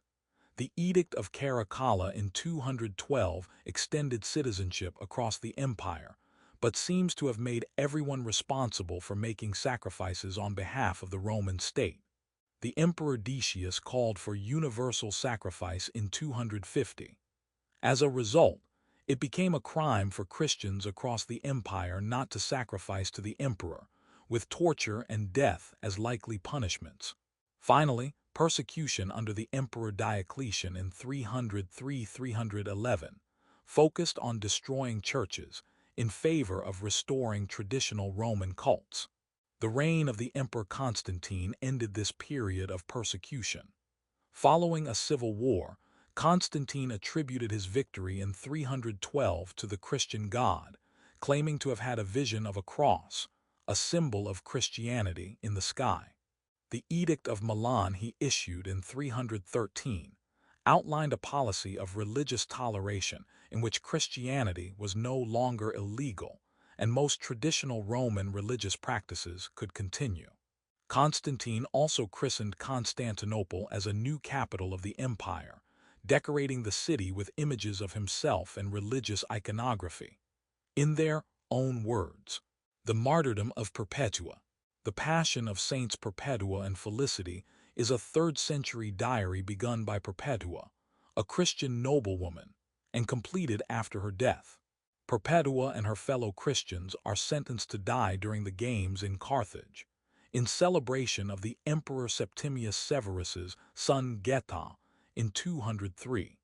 After surviving the arena, Perpetua wills her own death at the hands of the executioner as an act of martyrdom. Perpetua was first thrown and fell upon her loins, and when she had sat upright, her robe being rent at the side, she drew it over to cover her thigh, mindful rather of modesty than of pain. Next, looking for a pin, she likewise pinned up her disheveled hair, for it was not meet that a martyr should suffer with hair disheveled, lest she should seem to grieve in her glory. So she stood up, and when she saw Felicity smitten down, she went up and gave her hand and raised her up. And both of them stood up together, and the hardness of the people being now subdued, were called back to the gate of life, their Perpetua being received by one named Rusticus, then a catechumen, a recent convert to Christianity, who stood close at her side, and as now awakening from sleep, so much was she in the spirit and in ecstasy, began first to look about her, and then which amazed all there, when forsooth she asked, "Are we to be thrown to the cow?"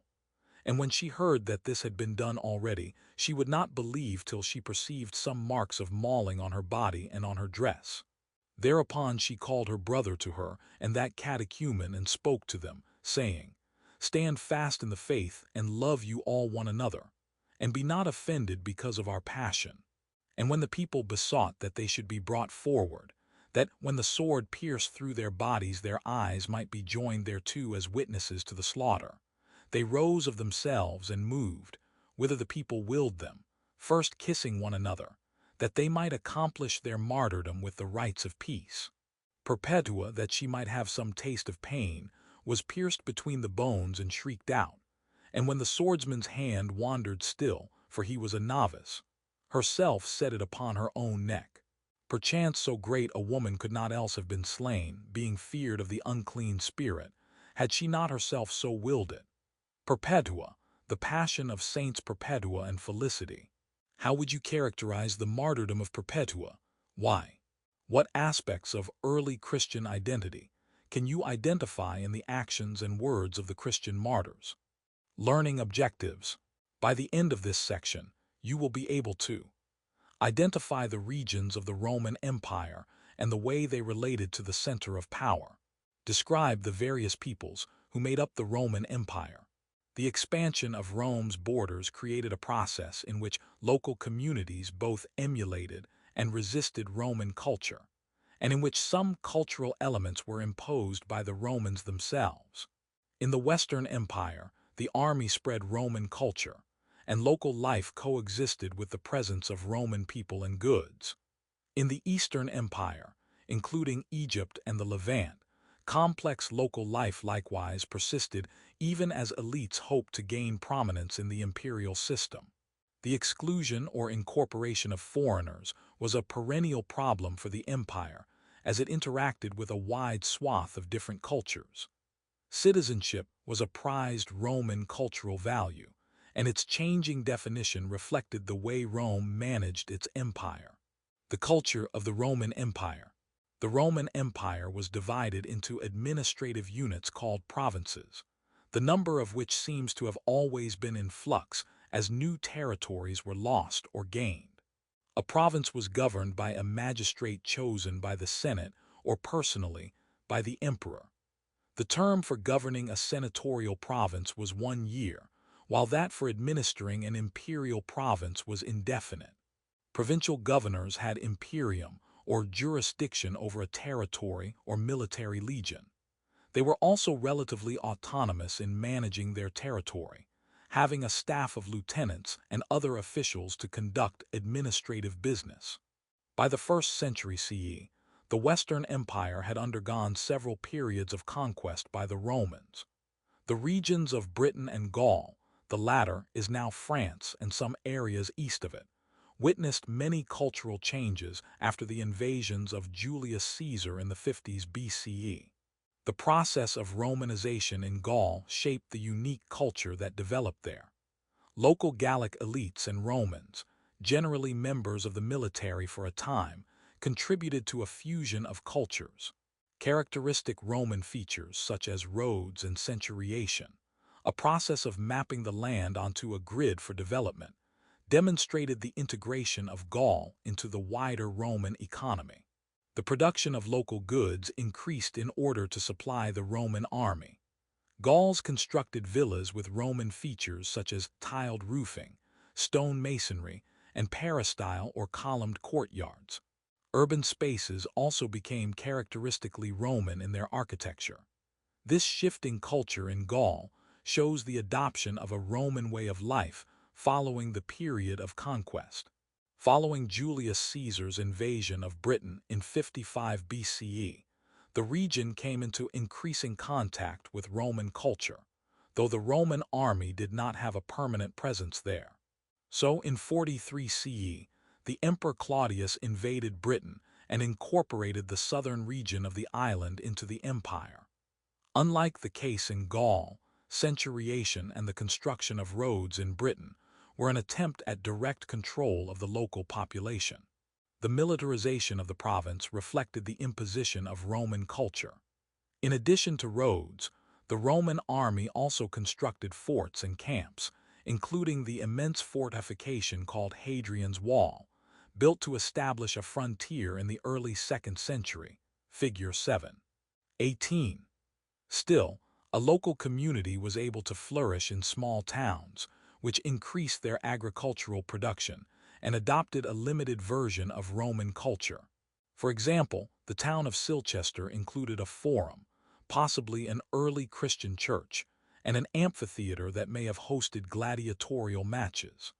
An image of a photograph of a green countryside is seen with a gray and white cloudy blue sky in the background. In the forefront, a low brick outline of a square area can be seen with some small squares lined with stones on the inside. Green grass fills in the rest of the area.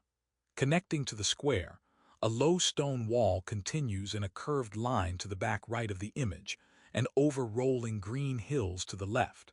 A flat dirt path goes around the square wall and continues as a thin stone path running along the low wall over the first green hill. Two figures are seen walking on the path, dressed in white and black clothing. In the background, a pond can be seen and sparse trees and bushes over green terrain.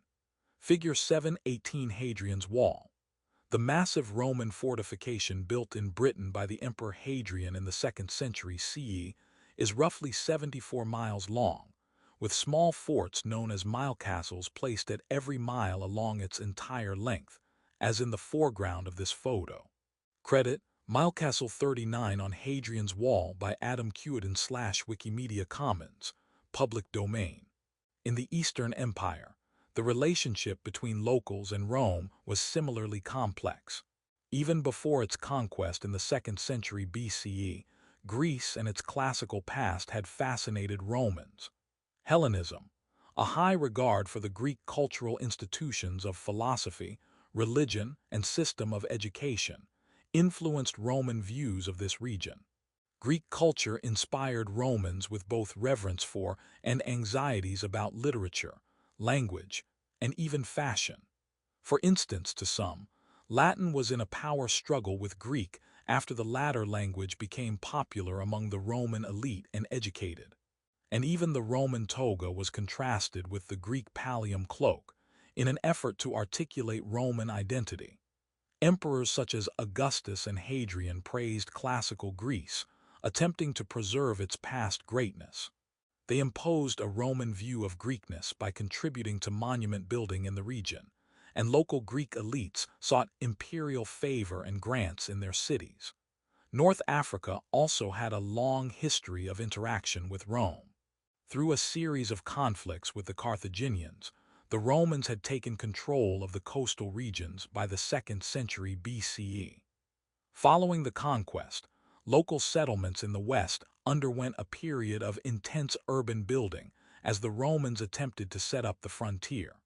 In the east, Egypt, like Greece, had a profound influence on the Romans.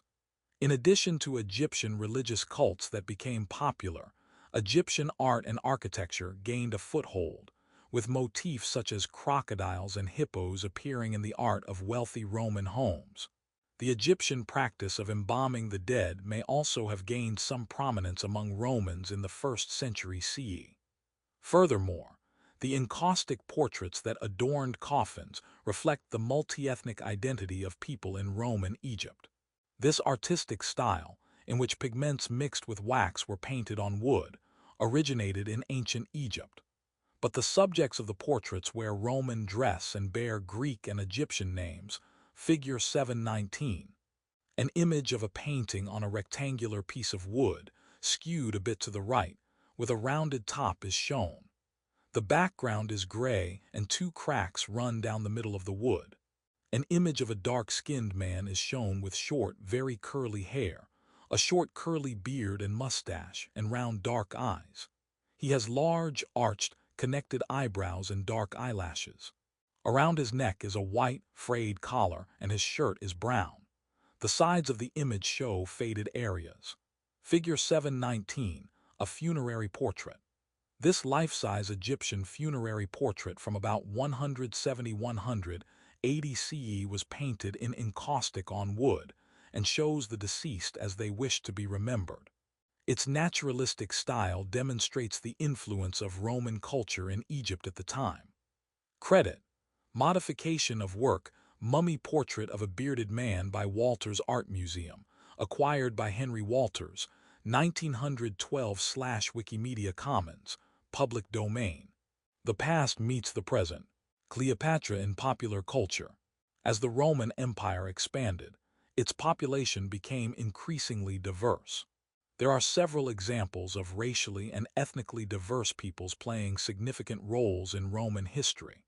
For example, Cleopatra VII was a ruler of Egypt from 51 to 30 BCE and the final member of the Ptolemaic dynasty, named for descendants of Ptolemy, general under Alexander the Great. An ambitious woman of exceptional intelligence, she courted Julius Caesar and married Mark Antony, breaking up his existing marriage in the process. She sought power in her own right and flaunted the wealth of her kingdom. Her identity, however, has remained a contentious issue in academia and in popular culture. She is particularly controversial because she was all the following: female, foreign, and famous. Cleopatra challenged nearly every aspect of stable Roman society, from the family home to the halls of the emperors. Thus, she is an interesting case study of the cross-sections of gender, race, and power. The retelling of her story is not yet done. A new film about her starring Gal Gadot is underway and will likely not be the last. In 1987, Martin Bernal published the first volume of his controversial three-volume work Black Athena, The Afro-Asiatic Roots of Classical Civilization. This book's main claim, which has little evidence, was that the Egyptians colonized Greece sometime in the second millennium BCE, and that this event and Egypt's subsequent influence on Greece has been erased by scholars. Following the book's publication, Afrocentric models of the ancient world gained ground and addressed the way Africa and blackness had been written out of classical studies. Specific topics were the origin of Greek philosophy, the possibly stolen legacy of Egyptian philosophy, and Cleopatra's blackness, figure 720. Debates about these issues also moved into the public sphere. Two photographs of images are shown. This image shows a shiny brownish stone statue of a bust with almond-shaped eyes, a triangular nose and full lips in a smile. The figure wears a plain headdress that goes behind the ears in a triangle and hangs down in the front on their chest. An upside-down cross-like knotted figure hangs from the top of the headdress over the forehead. The bust is plain and darker in some areas. A black and white photograph of a woman is shown wearing a bright white shirt that fades into her skin color with beaded straps. She has pale skin, dark round eyes, black straight eyebrows, and long very curly hair. She wears a headband of flowery ribbons around her head with a curved ribbon sticking out on each side. The background is blurry gray colors. Figure 720. Who was Cleopatra? These two images of Cleopatra show drastically different interpretations of the Egyptian ruler. The limestone figurine from the 1st century BCE shows Cleopatra dressed as pharaoh. The U.S. silent film star Theda Bara portrayed Cleopatra in the film Cleopatra in 1917. The queen's racial identity remains a mystery to this day. Credit: modification of work Busto de Sobrano by Angel M. Felicissimo/Flickr, CC by 20. Credit B. Modification of work Theda Bara Cleopatra 6 by Gordon Edwards, Director, /Wikimedia Commons, public domain. Identify some of the questions around Cleopatra's ancestry, ethnicity, and appearance. Why are these still an issue today? Why do you think these questions are important? Would they have been as important in ancient Rome? Consider the Roman view of family, obedience, and citizenship. Link to learning. Read comments from the Oxford University Press blog, post on Cleopatra's true racial background, and check out ancient views on Cleopatra's beauty to learn more. The people of the empire. The diversity of those living in the Roman Empire meant that Romans felt compelled to define the status of different groups. Not everyone was considered a proper Roman. As the definitions of foreigner and citizen shifted during Rome's long history, the empire accommodated new peoples in different ways. Citizens and foreigners. The Roman Empire policed both its cultural and physical borders. In addition to maintaining their frontier with an army, Romans carried on a perpetual debate about citizenship, or civitas, and whether to extend its benefits to different groups. To gain civitas at birth, a person needed to be the child of two citizens. Citizenship conferred voting rights, the right to perform military service, the right to run for public office, and certain marriage and property rights, among others. The extent to which non-Romans were barred from enjoying these rights was not always clear.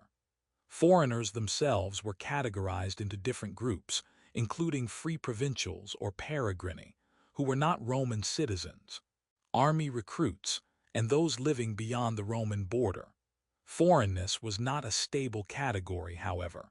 A person could move from one group to another, and the definitions were always changing. People could gain citizenship through other means than being born to Roman citizens. Enslaved people who had been manumitted and allied fighters in times of conflict were likely to be granted citizenship.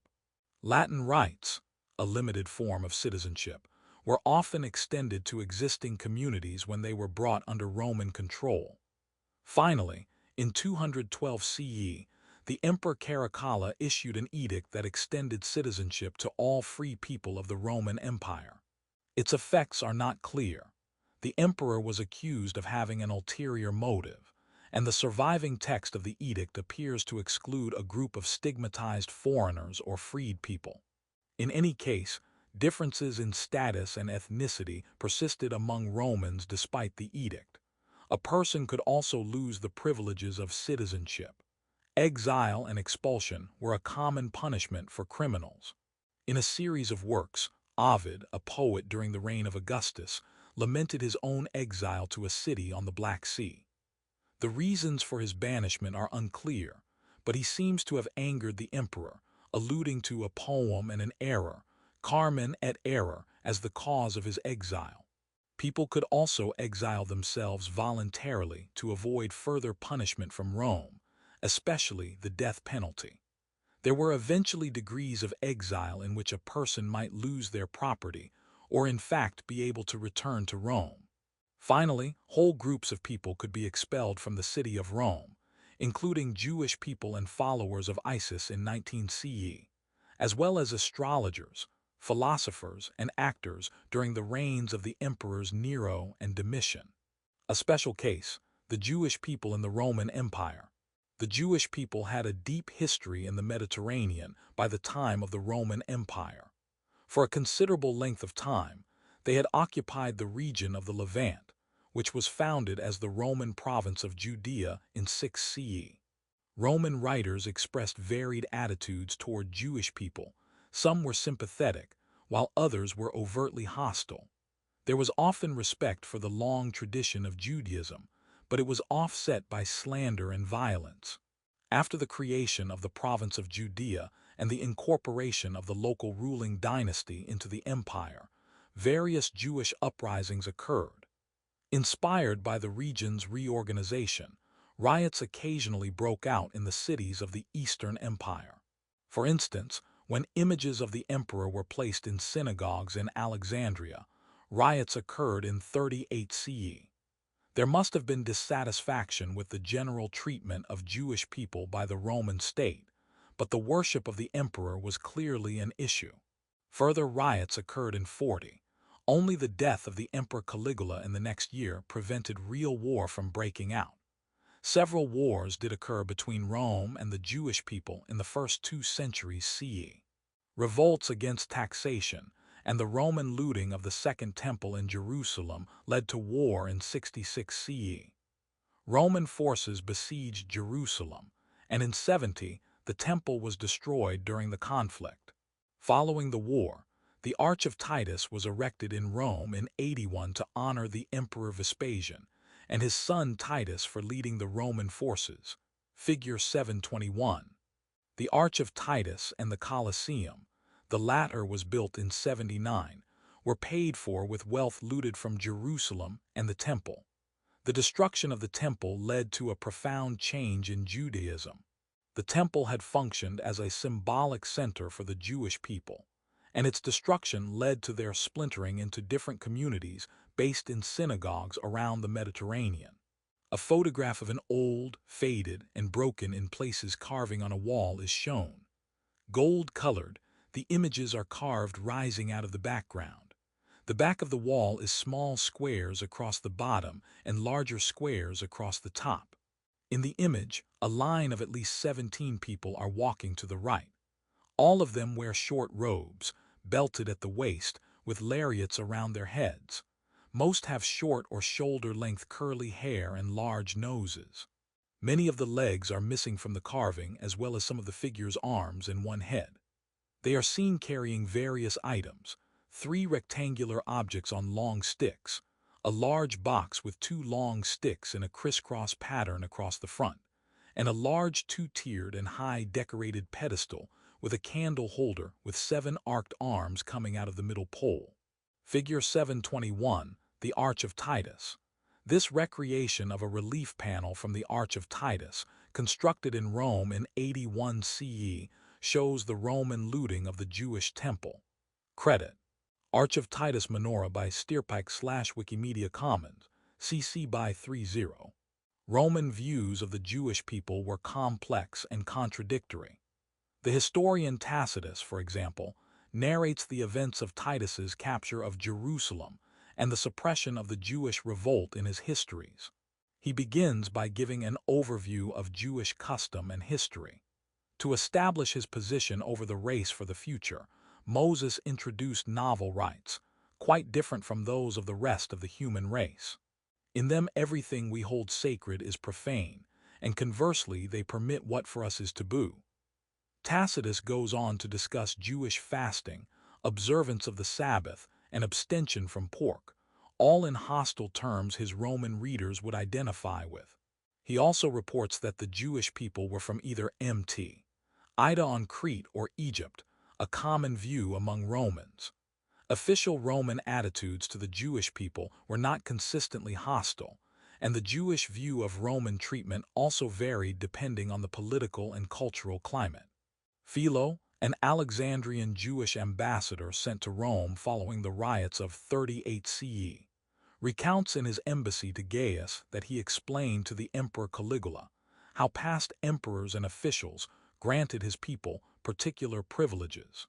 Augustus knew that the large district of Rome across the river Tiber was owned and inhabited by Jews.